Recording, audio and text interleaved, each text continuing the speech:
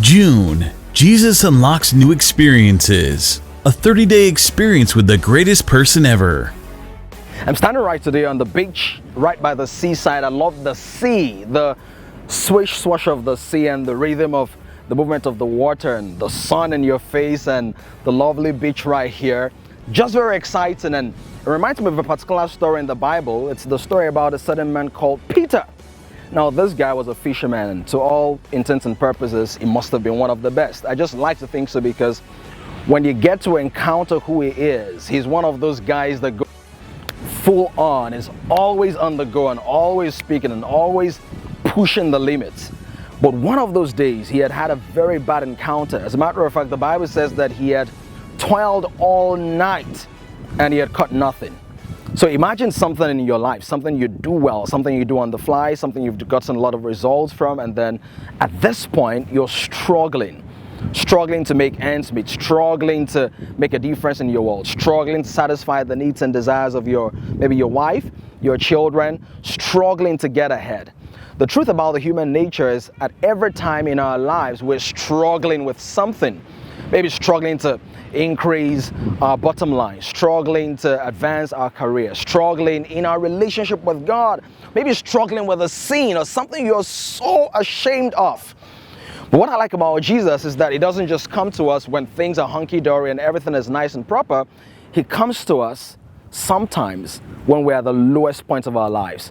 So here is Peter, looking like he had a master's in misery or a PhD in pain. It looks like he is the perfect picture of failure and disconnection. But Jesus says to him, cast your net to the right side. So the human temptation is when something is going wrong in your life and you know you've done everything you know to do, and someone says, why not try this? The tendency is for you to say, do you think I've been playing all along? But somehow Peter says, nevertheless, at thy word, I will let down the net. So he does that, and miraculously, he has this massive draught of fish. Now, here's something I know about Jesus. The Bible calls him the living word, the bread of life. When he speaks, his words are not just made up of ink and paper. His words are spirit and life. Being the creatorial element, agency, if you will, of the Godhead, when he speaks, things happen. When he speaks, barriers are broken. When he speaks, out of the same environment where there was lack and where there was scarcity, out of the same environment, the same man, the same fishing net, there comes a mighty catch of fish.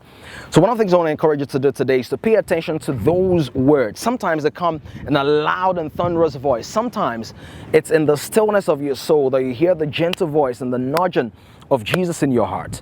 But the key thing is to understand that his instructions are for your construction. And when you follow his instruction, then you surrender yourself to his construction and you're delivered from every form of destruction. I don't know what you're struggling with today. Like I mentioned earlier, it could be a sin or some challenge. But do you hear Jesus speaking to you? Maybe through my words or through experiences in your life. As you obey those words, there will be a new experience in your life. And where you had nothing before, there's going to come so much abundance.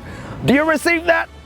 I received it for you. I believed it for you. And I want you to remember as we meditate on those words and pray with them that Jesus unlocks new experiences. I'll talk to you tomorrow.